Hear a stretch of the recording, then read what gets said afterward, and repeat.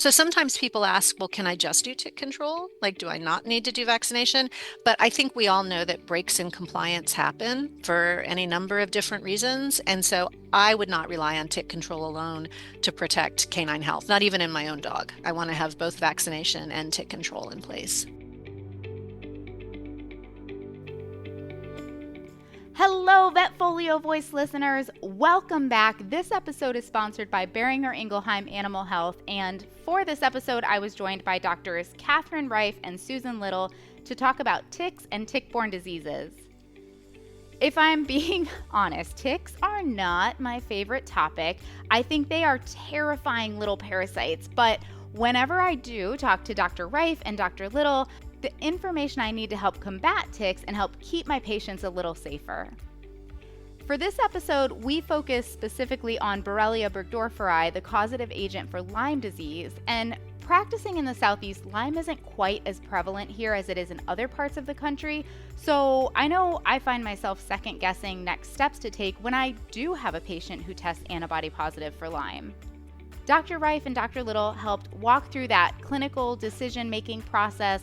We talked about transmission, diagnosis, clinical signs, treatment, follow-up, and of course, prevention.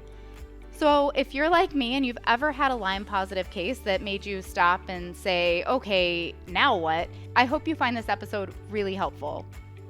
Dr. Catherine Reif is an associate professor and the inaugural holder of the Bailey Goodwin Endowed Professorship in Parasitology in the Department of Pathology at the College of Veterinary Medicine at Auburn University. Dr. Reif's research interests broadly revolve around vectors and vector-borne diseases of veterinary, medical, and agricultural importance, with a primary focus on ticks and tick-borne pathogens of public health and veterinary concern. Some of Dr. Reif's ongoing research projects include developing new approaches for real-time monitoring of tick feeding behaviors, evaluating the efficacy of tick and tick-borne pathogen control measures, investigating the prevalence and transmission dynamics of tick-borne pathogens, and tick-borne pathogen vaccine development. Dr. Reif enjoys engaging veterinarians and clients and producers in research projects and developing and delivering presentations on the importance of ticks and tick-borne pathogens to clinicians and the general public. Dr. Susan E. Little is a Regents Professor and Kroll Ewing Chair in Veterinary Parasitology at the Center for Veterinary Health Sciences at Oklahoma State University. She's recognized internationally as a leader in veterinary parasitology and vector-borne disease. She teaches veterinary parasitology and oversees a research program centered on tick-borne diseases and zoonotic parasites. She's a founder and co-director of the National Center for Veterinary Parasitology, a past president of the American Association of Veterinary Parasitologists, and an emeritus member and past president of the Companion Animal Parasite Council. Two great authorities on ticks and tick-borne diseases. Let's go ahead and jump in. Microbiome science is a swiftly evolving field that has caught the attention of pet owners. Are you prepared to answer their questions? NAVC's brand new veterinary microbiome certification course will give you the skills to implement microbiome science in your daily practice and improve patient care. New research shows maintaining a balanced gut microbiome is vital for optimal nutrition, disease prevention, and longevity in pets.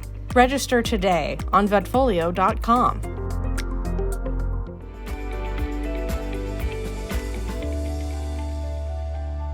Dr. Katie Reif, Dr. Susan Little, thank you both so much for joining me. I'm really excited to have this conversation with you and be joined again by both of you on the podcast, not just because I really enjoy talking to you and you're both a wealth of information, but you both study a topic that truthfully sometimes I like to play ostrich about and say, oh, let me just, bury my head in the sand. One that is very important because it affects us as humans and then, of course, our beloved pets. So we're going to talk about ticks today and a little bit about Lyme disease. Thank you both so much for joining me. Thanks for having us. Yeah, thank you. Absolutely. Absolutely. Well, let's jump into it. What is kind of the latest when it comes to Borrelia burgdorferi or Lyme disease in dogs? So I think one of the continuing trends is the fact that this is a disease that is on the move because its associated tick vector is on the move as well. We've been seeing intensifying tick populations in places where the black-legged tick or Ixodes scapularis, the main vector of Borrelia burgdorferi, has really always been found. But they're also on the move as well. So we're seeing an expanding zone of risk.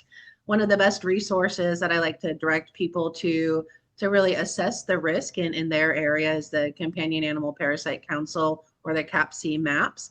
And if we look at them for 2025, really the forecast for 2025, we can see that certainly the Northeast, the upper Midwest are red hot regions of risk when it comes to canine Lyme disease. And we're now seeing these warmer color, higher risk regions moving into other places where maybe we haven't appreciated as much Lyme risk. So we're seeing increased risk in Tennessee, in Kentucky, in North Carolina, really expanding out kind of in the more southern Midwest states, Ohio, southern Ohio, Michigan, Iowa, even into the Dakotas. So this is really a disease that is on the move. And as we're planning our pets' parasite protection for the upcoming year, specifically with regard to ticks and Lyme disease, we not only need to think about where they're presently living, but where they also may be traveling to over the course of that year. And the last thing I want to say about Lyme disease and the black-legged tick specifically is that this is really a disease that poses some of the greatest risk for our dogs in the cooler times of the year. So in spring, depending on where you are, maybe throughout winter and in the fall as well, because the adult life stage of this tick really thrives in cooler or colder temperatures. That's when they come out. They actually hide away when it gets too warm outside. And because of that, that really makes all year tick season. So really advocating for the need for year-round tick control product usage to make sure that we're protecting our pets. And certainly, we're really not focusing on some of the other tick species today, but we have plenty of ticks that are also active in those warmer times of year. Again, really reinforcing that message that all year is tick season. And you just did such a great job of explaining why I like to play ostrich on this subject with the expanding, tick populations, expanding risk. But unfortunately, that is not really an option because it is something that's so important to know about for all of the reasons that you just demonstrated. One challenge that I have felt like I've struggled to wrap my head around in some cases, probably because I'm in the Southeast, which is one of those areas where, historically we haven't seen as much Lyme risk, but we're starting to see a little bit more. When it comes to diagnosing Lyme disease in dogs, we'll get our blue dot, of course, but then I always struggle a little bit about where to go from there. So can we talk a little bit about diagnosing Borrelia? Yeah, so the first thing about diagnosing Borrelia that we need to know is that it's got to be serology. That's really the necessary approach. Blood PCR is not going to be helpful. The spirochetes are not in circulation. We've long known that it needs to be a serologic test. And what we have in veterinary medicine that we're very grateful for is C6, which is a really specific target, and it confirms a past or current infection has occurred. We only get positive C6 if at some point there were replicating spirochetes in that dog. And so that gives us great insight into whether or not an infection has occurred. Many dogs might be seropositive and they appear clinically normal, but that positive lets us know that there has been an infection. We need to look more closely at that patient and really see the impact that infection may have had on the health of this individual dog, if any. And Katie, can you talk a little bit more about interpreting the C6? Because, Susan, that was really helpful to know why we are doing this serology when it really doesn't paint the whole picture, but why that's important that we know that. And so once we have that positive serology, where do we go with the C6? How do we interpret that? Sure. So, as Susan mentioned, for a dog that is C6 positive, that's not merely just an exposure. I think a lot of veterinarians sometimes and pet owners think it's just an incidental finding, but it does mean that that dog was bit by a tick long enough for that tick to transmit Borrelia burgdorferi to it. And as Susan mentioned, the bacteria has stuck around long enough to start shifting its surface proteins to now express the surface protein that the C6 is a part of that's picked up by this diagnostic test. So it's not an incidental finding. That dog was infected at some point. Now, there's some different options where we could look at changing titers for this C6 associated antibody response too, which may give us some indication of whether that dog is currently experiencing an active infection. But for me, one of the things that in general we recommend is that one of the best ways to look for is this a clinically relevant clinically relevant diagnosis is to really make sure we're following up with looking for evidence of proteinuria in that dog by doing a UA or a UPC as an indicator of is this dog really struggling with one of the more severe complications of Lyme disease. Sure. And I think that is a really helpful kind of diagnostic approach when we're thinking about these cases to do our serology and find out was there exposure, follow that up with the C6, and then keep an eye on the urinalysis because that's another area where I know I've kind of continued to struggle because Susan, like you said, some of these dogs are seem to be clinically normal. So, I kind of go, what do I need to be testing? What do I need to be looking out for? And Katie, like you mentioned, the proteinuria potentially being an early indicator that we've got a problem. What are some of the other clinical signs we should be aware of and we should be on the lookout for when it comes to Lyme disease? Unfortunately, a lot of the most common clinical signs when it comes to these tick-borne diseases are fairly similar across tick-borne diseases. So fever, lethargy, and appetence. And so it can be really frustrating to make that definitive diagnosis. But you do have these really great serology tests available to help guide those diagnoses. But some additional common clinical signs when it comes to Lyme disease or Borrelia burgdorferi infection is going to be lameness as well. And there's a lot of studies that have demonstrated that even though an owner may not appreciate clinical signs in their dog that's C6 positive, we do know from laboratory studies that the majority of dogs actually do develop some mild polyarthritis and some changes in their joint architecture, which an owner may appreciate as a dog slowing down over time, getting older, but it may actually be something that's exacerbated by this Lyme disease pathogen itself. And you just hit on something that is one of those things that always I don't know, it makes my eye twitch a little bit when I'm in the exam room and I hear they're just getting older, they're just slowing down. I'm like, is that really a thing? What's going on? Why are they slowing down? I think that's important to remember to kind of continue to have that on our differential list of, could there be an exposure in a polyarthritis and make sure that we're at least thinking about that. Susan, do you want to add to that a little bit, particularly in I don't know if subclinical is the right word because I don't know that they're really subclinical, maybe just not quite overt, but some of the more subtle signs of Lyme disease. Yeah, so just as Katie said, we see histologically that infected dogs develop synovial inflammation. And in those experimental studies, where you have control dogs that were not vaccinated and then dogs that were vaccinated, and you just compare the joint tissue histologically, the non-vaccinated dogs have that synovial inflammation that can predispose them to arthritis. But dogs are stoic. A lot of dogs just sort of tough it out, and so the owner may not be aware, and yet that inflammation is still there. And there's some interesting hypotheses about what that inflammation chronically can do over time, and does it contribute to other issues like, we commonly see cruciate rupture in dogs. Is that chronic arthritis somehow adding to the wear and tear on the joint that maybe leads ultimately to other problems? And so there are those who advocate for, in areas where Lyme is endemic or emerging, dogs with cruciate rupture should also be closely evaluated for Lyme arthritis because they may have both conditions concurrently and would benefit from treatment for both. And just to clarify, because like you said, that is an injury that we see very commonly in dogs. If this were, say a cruciate rupture or polyarthritis, a result of a Lyme arthritis, this would be a dog where we would have a positive serology and, in our C6 would be relevant and all of that in these dogs if Borrelia was playing a role. Is that correct? Right. Yeah. So most cruciate ruptures, we know it's those large breed young dogs, it's the overweight dogs. Like we're all familiar with the normal risk factors, right? But in it, there have been some astute clinicians who've recognized both occurring at the same time, and the dogs benefit from treating both at the same time.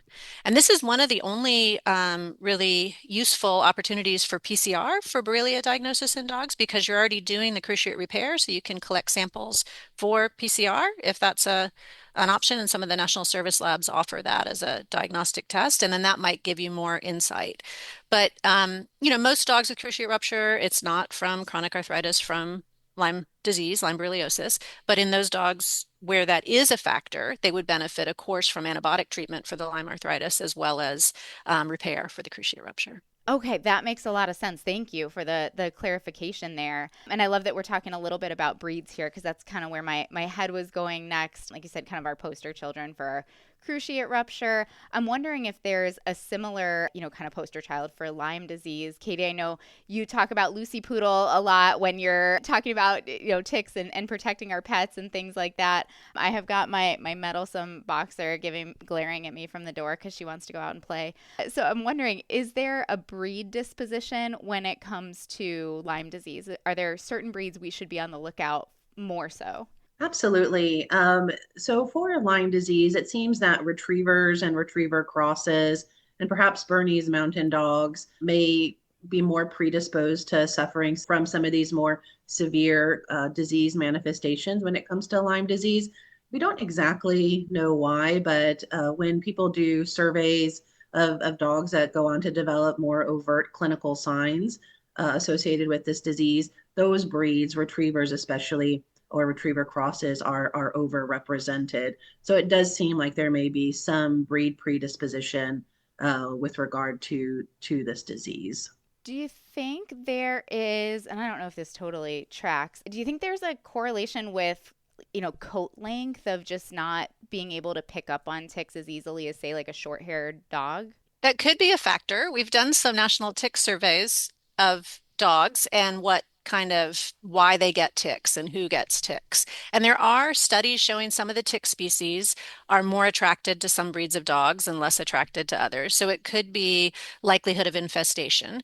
We also know with the labs and the Bernese Mountain Dogs, they might have a different lifestyle than other Sure. dogs. And so a Chihuahua that never leaves the pavement might have a lower risk, and a Bernese Mountain Dog that gets to go on long walks in the woods might have a higher risk. So it's hard to disentangle a breed predisposition that's clearly borne out in the data from a lifestyle and a exposure risk. So that's something that we always try and sort through with these studies.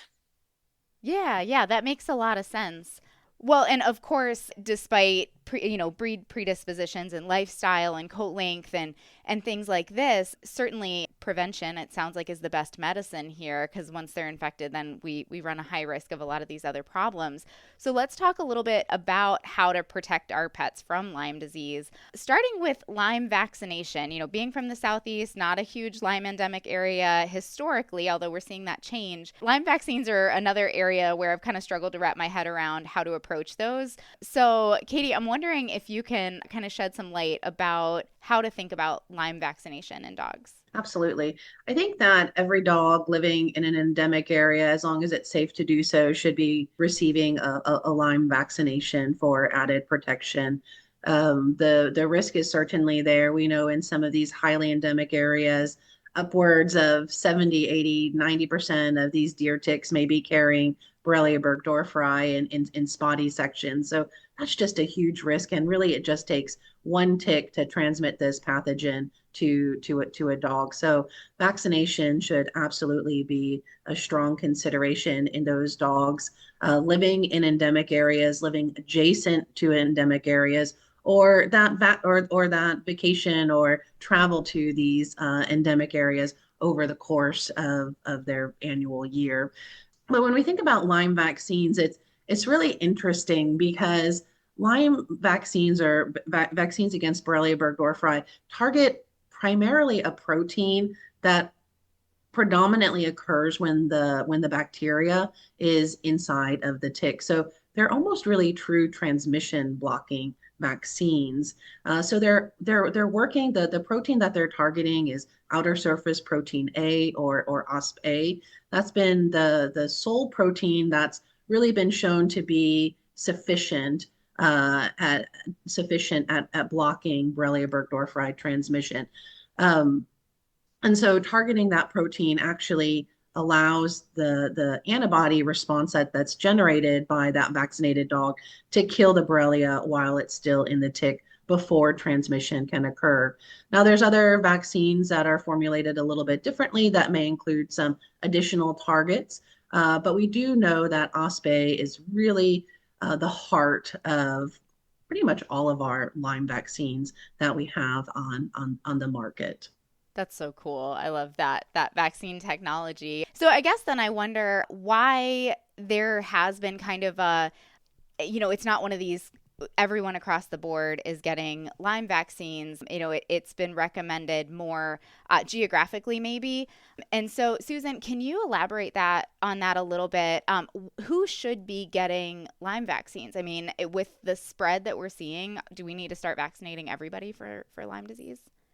Yeah, it's tempting for sure. I Yeah. mean, what we always say is exactly what Katie said. In areas where Borrelia burgdorferi is endemic or emerging, right, where we know we have autochthonous Lyme borreliosis agent transmission, dogs should be vaccinated. And it needs to be every dog because every dog is at risk if they have any outdoor exposure at all, right? And so that's a key part of control. We also need to have those dogs on tick control, which we'll probably talk about in a minute, but they absolutely have to be vaccinated. And so I consider it personally a core vaccine in areas where disease is endemic or emerging.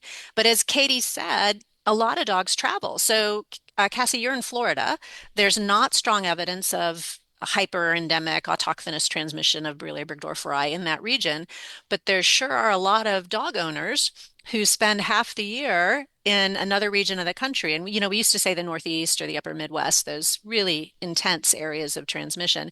And they may get their veterinary care in Florida, but their dogs are spending an awful lot of time somewhere else.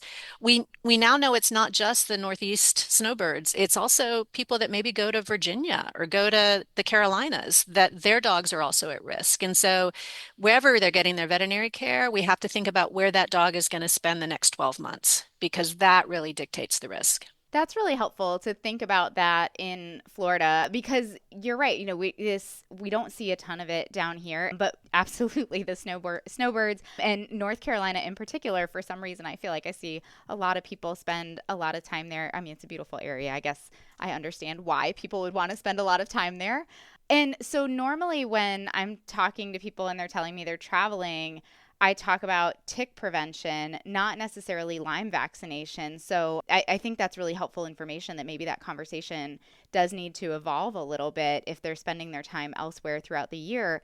Let's talk a little bit more about tick control because, of course, we now have isoxazolines and so thankful for all of those drugs. But are they effective in preventing Lyme disease in dogs?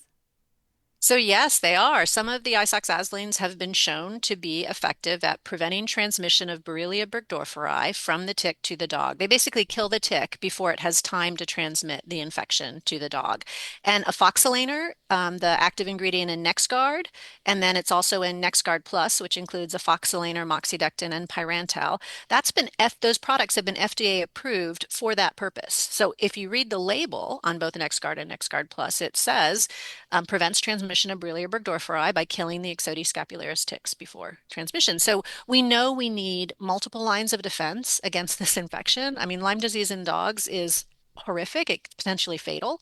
And so, yes, absolutely vaccinate, but also tick control. So sometimes people ask, well, can I just do tick control? Like, do I not need to do vaccination?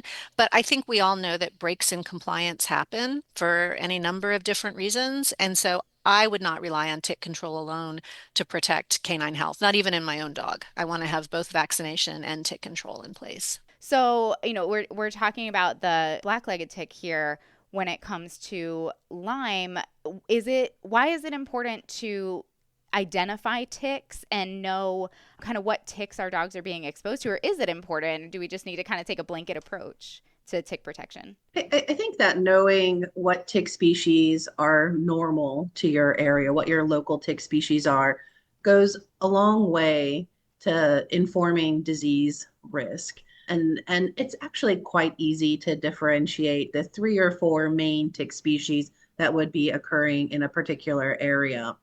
If you know what's normal to your area, then certainly you know what the associated tick-borne pathogens that you need to be on the lookout for are. But you also then know if something new moves into your area, you don't necessarily have to be able to identify that genus and species of that tick, but knowing that it's not normal to your area, phone a friend, get help from one of the diagnostic labs or one of your university partners, because we do know that several tick species are emerging in different areas. So it may be an emerging tick species in that area, which is quite concerning and may bring with it a whole host of new risks when it comes to different tick-borne pathogens. People need to be on the lookout for that. One of the tick species that's really emerging in a lot of areas now is the longhorn tick, Hemophysalis longicornis. Um, it can that tick in particular can cause more of an inundation threat to a lot of pets and livestock and things like that. So it's just one example of a tick that's emerging in several states.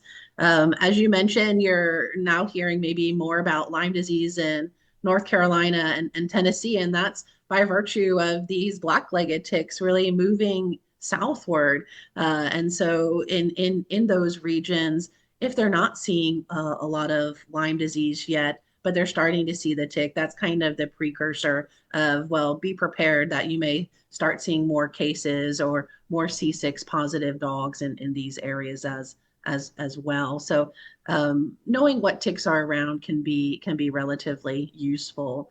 Also, then you can kind of vet the products that you're recommending. Are the tick species that are most common for me on the labels of these products that I'm recommending? So always just doing a double check of what's being recommended and is that encompassing the protection that my patients need living in this particular area. Absolutely. Once again, we're back to why I like to play ostrich on this subject and go, when I hear about ticks traveling and, emerging species, emerging pathogens, I'm like, oh, this just is, important to stay on top of. I'll stay away from saying it's scary, although I think it is. But, for our pet owners who maybe aren't having these types of conversations on a regular basis and, are thinking about other things and relying on us to protect their pets, can you offer some client communication tips to really emphasize the importance of what we're talking about here and making sure that our pets are protected from Lyme disease and all the tick-borne pathogens that we can protect against?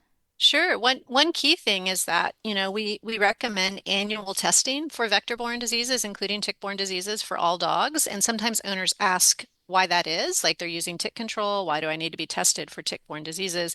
But we know that, as I said, dogs can be stoic. These diseases can be subtle, and we want to catch them early because earlier diagnosis, earlier identification of the problem, and then prompt treatment is going to lead to better outcomes.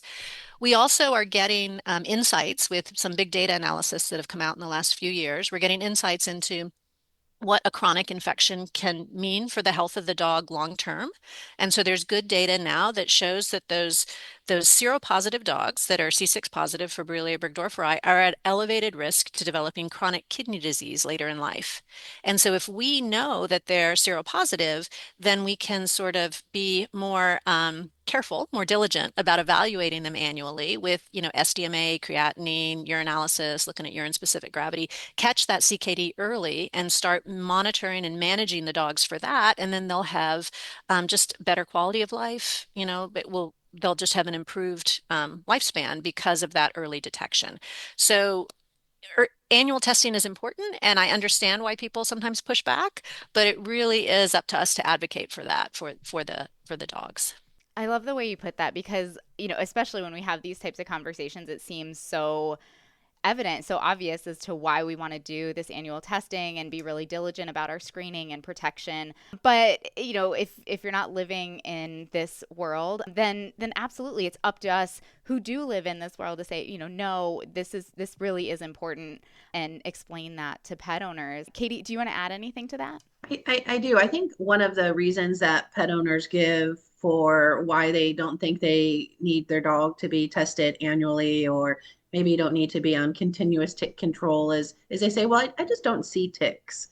But ticks are very tricky creatures and they don't want to be seen. So they have a lot of different mechanisms to basically hide or to mask their presence on pets or on the hosts that they're biting. I think a lot of times people think that ticks should be itchy. And oftentimes a pet that's infested with ticks isn't itchy. And that's because the tick is dumping in all manner of different fancy salivary proteins to basically counteract that host's immune response that would normally cause it to be itchy. And they're also quite small. They typically lay in the direction of the hair coat, so they're very easy to kind of overlook. They try to stay as small as possible for as long as possible, so they're not readily visible. And oftentimes, really, pet owners don't fully appreciate what their pet's risk is for coming across ticks because they don't fully appreciate what their own risk is. We can find ticks not just out on hikes or in the woods or camping, but oftentimes our own personal properties, our own yard spaces may harbor ticks as well.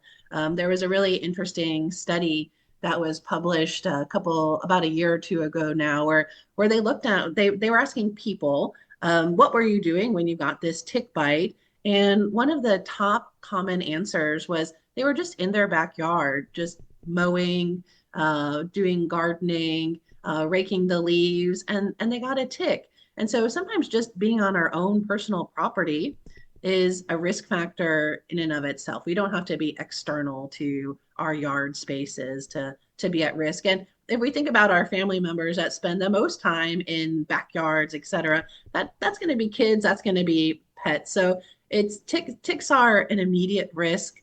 A lot of times, not just a risk when you're hiking or camping, but I think we constantly need to be reminding pet owners of this to help advocate. And honestly, as long as it's above freezing, it's warm enough for ticks to be out. And we find above freezing temperatures really well throughout all 12 months of the year in the continental US. So we really need to be advocating for routine, year-long tick control product usage. I love that you brought that up. That's a conversation where I feel like I've had success in talking to owners because, like you said, there's that response sometimes of, oh, I just don't see ticks. And sometimes it almost seems to me like the owner feels like if there were to be parasites on their dogs, be it fleas or ticks, that they did something wrong. They feel bad about that. So, no, I don't see ticks. They're not on my dog. So to really paint the picture for what it is, to say you might not. These are very Yeah. clever parasites. They're really good at hiding. And, if your dog is getting ticks or your cat, then it's not because you're doing something wrong or you're being negligent in any way. These are really, really clever parasites. So we have to really come full force against them and try to protect our pets against them as much as we possibly can. So I love that you bring up how clever and insidious they really can be.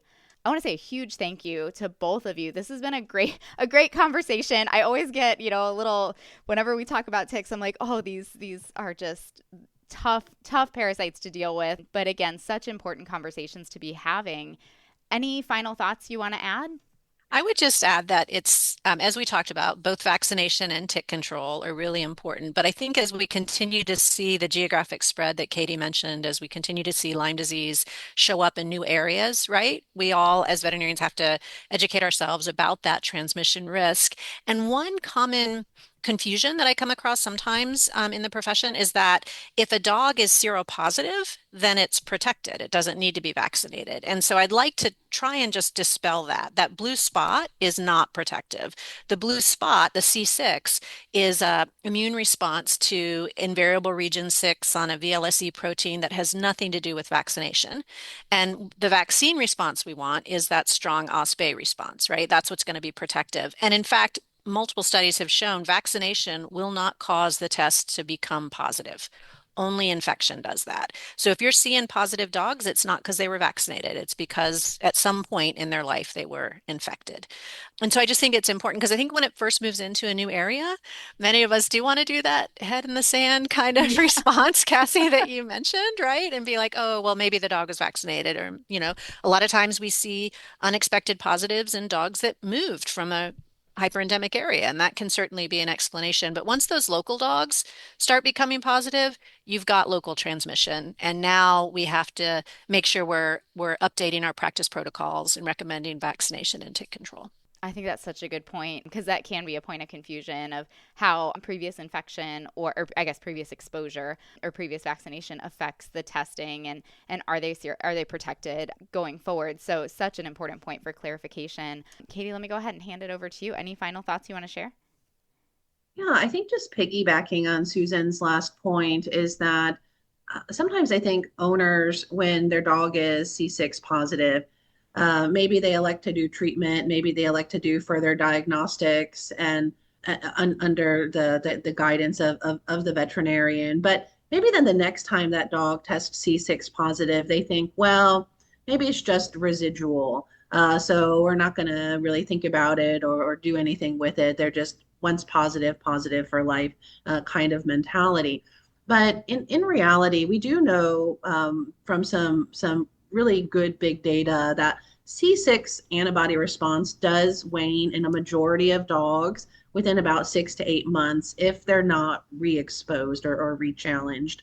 So in a dog, we would expect in the majority of dogs, not every dog, but in the majority, that antibody response would eventually wane. So if that dog is still testing C6 positive, it most likely is because it's being bit again by additional infected ticks. And just because a dog maybe didn't become overtly ill or show clinical signs the first time it was C6 positive, doesn't mean that it won't the next time it becomes re-challenged. So it's really important to make sure these dogs are being tested every year and that some follow-up diagnostics are also being really robustly considered to make sure that they're not developing more chronic manifestations of Lyme disease. That it can also serve as a good conversation point with regard to the tick control practices that are being used. Maybe they need to shift a little bit. Maybe we were trying with a tick control product only, but the challenge pressure is just so great. We need to make sure we have this Lyme vaccine on board to additionally protect this dog as well. They can just be really important points to focus on and discuss at that pet's annual checkup. But we shouldn't just become complacent that once C6 positive, the dog is no longer at risk. It very well is still at risk. We have lots of different strains of Borrelia burgdorferi out there, and yeah, it's something we need to constantly think about. Another really good point coming from a non-endemic area where there is a little bit of confusion, at least in my head, around, okay, now we have this blue spot. How do we approach that in the future? I think all of that information is really helpful. So thank you to both of you for adding that in at the end. I'm glad we covered that point. And thank you for joining me. This has really been a great conversation, and I appreciate both of you taking the time. Thanks, Cassie. My pleasure.